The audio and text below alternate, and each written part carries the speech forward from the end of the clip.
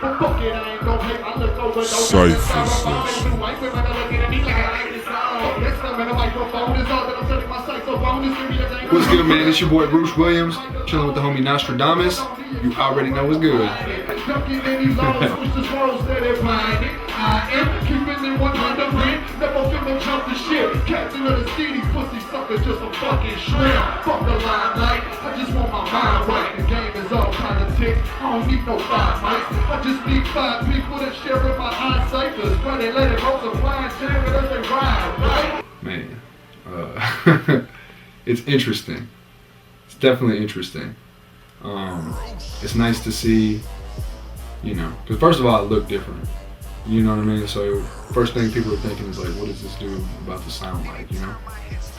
And then I sound the way I sound, you know what I mean? And it's obviously different than what we're used to here, but people accept it, so I think that's very cool. That it's not rejected, you know what I'm saying? People definitely understand and recognize what I do.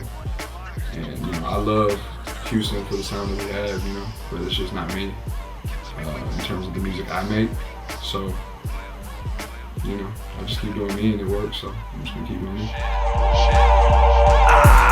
Roosh really back in his bitch. 4-5 on my jersey with the immaculate stitch. I have to get rich and find an extravagant chick whose half-life won't expire right after the deal. Man, I recently dropped an album just over 2 months ago. Deja Vu, Times Have Changed, available on iTunes, Bandcamp, the internet. But dropped the album, man. We dropped the video. We had a bunch of shows after that, man. We got busy with South by Southwest.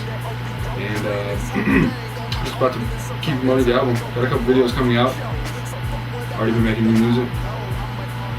Like Pablo, yeah, I know. Let me get up in this motherfucker. Show y'all that I'm is that dude. Break that tree, then I roll it up. My homeboy cup in Texas mood. Refrigerator ain't filled with food. Stomach is rumbling. What in the fuck are you talking about when you come in and stuttering? I don't got time to get muttering. Not in the rummaging, trying to be getting that cake. Trying to be getting that cake. But I would never be sacrificing the fact that I finally entered the phase where I'm calling the shots. Bitch, all your ballers get blocked. And I'm reverting to the mentality that'll make you call for the cops. Yeah, man, so I put out, in the past 3 years, I put out about 4 projects. The first one was a mixtape called Attack of the Drobots. It was incredibly amateur, but it got me buzzing on college campuses. So there was really no theme. I was just getting high and rapping. The second project I dropped was an LP titled Common Struggles of a Modern Man. That had more of a theme behind it, but it was still amateur in the regards that, you know, it didn't have like the proper quality, you know what I mean, behind it. But it was definitely a growth period for me, so that, you know, I love that project for that. And then 6 months after that, that dropped in April of 2011. So, and Drobots dropped in April of 2010. So then in October of 2011, I dropped an EP called Ain't That the Truth. And that was cool, man. It was real short. It was like 6 songs, like 20 minutes long. You know, just kind of some stuff I was working on. I had a lot of like soulful samples. It was kind of in a groove, just on some hip hop stuff. And then shortly after that, in January of 2012, I dropped a mixtape, which was a compilation of records that I had that I wasn't really going to use on an album or anything. Just a bunch of collaborations I had done over the period of time and like networking and, you know, because I had come back from Austin to Houston, and so I was kind of immersing myself like in the scene more, you know what I'm saying? It was okay to get a whipping, put my ass in shape, help me get to make a vision and initiate the mission. Boy, I seen it through these 2 lenses, backstabbing motherfuckers acting like they true friends. You think it's all good and everybody's tight, but that is exactly when you gotta tie up your loose ends. But growing up, that's just what it do. Some people make the cut, others leave it up to you. They don't reach out, never holler back, only call when they need you. Like, dog, I got a flat. So that's what it was called Better Late Than Never. Dropped in January 2012 when we headed into South by Southwest with that, and I didn't drop anything after that until Deja Vu. So you know, here we are, I guess. What is May of 2013? I dropped Deja Vu in March of 2013. I like to kind of space things out by a year with like major projects.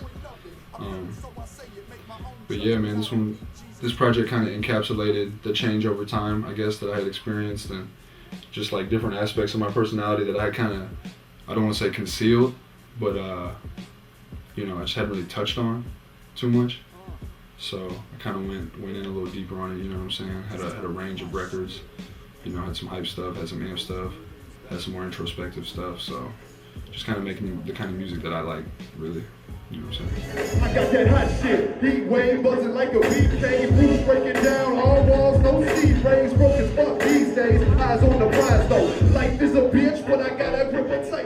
definitely, man. I feel like people don't appreciate it, but it goes both ways, you know, because obviously people don't appreciate it, but that's kind of the point at the end, because like when you're being a lyricist, you're trying to say a lot, and it's not going to be absorbed by the casual listener, you know what I'm saying? Someone's got to really sit down and try to listen to it. I do think it's kind of underappreciated, and it's funny, man, because one of my producers told me that he was like, man, you know, this hook or whatever is too wordy, and I was like, I don't give a fuck. But that's what, like I said, that's what I grew up on, you know? It's kind of what first hooked me, was the wordplay and like what you can do with the words and how you can kind of make it like your own instrument, you know what I'm saying? And one way I do that is by being lyrically dense. Can't really change it. I mean, sometimes I slow it down, you know, I'm always open to doing different stuff if the feel of the record is right. That's what it is, but at the heart of it, man, I'm a spitter, you know? Put my hook game proper.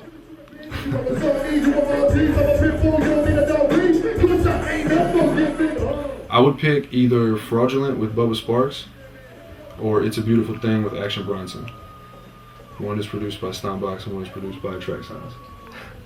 But yeah, those are two of mine. I think like top to bottom, those are really good records. In terms of like, production quality, hook, verses, everything deep. Cypher Session.